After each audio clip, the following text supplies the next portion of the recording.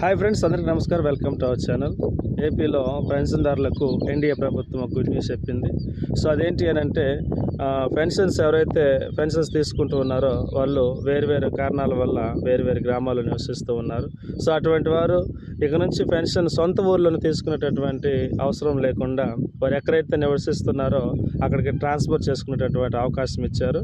So సచివాలయంలో దానికి సంబంధించి సైట్ కూడా ఓపెన్ అవ్వడం జరిగింది. సో ఎవరైతే వేరు గ్రామాల్లో నివసిస్తున్నారో వారు సచివాలయానికి వెళ్ళేసి అక్కడ తగినటువంటి డాక్యుమెంట్స్ ఇచ్చి ఆ పెన్షన్ని ట్రాన్స్ఫర్ చేసుకొని ఎక్కడ నివసిస్తున్నారో అక్కడ తీసుకోవచ్చు. సో ఇది ఆంధ్రప్రదేశ్లోనే చేయాల్సి ఉంటుంది. సో ఇతర రాష్ట్రాల్లో ఉన్నట్లయితే అవకాశం లేదు.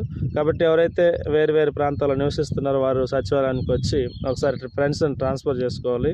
సో దాని గురించి ఎన్డీఏ ప్రభుత్వం అయితే మరొక అవకాశం ఇచ్చింది. Thank you friends. మరిన్ని వీడియోస్ కొరకు మా ఛానల్ సబ్స్క్రైబ్ చేసుకోండి, లైక్ చేయండి. Thank you friends.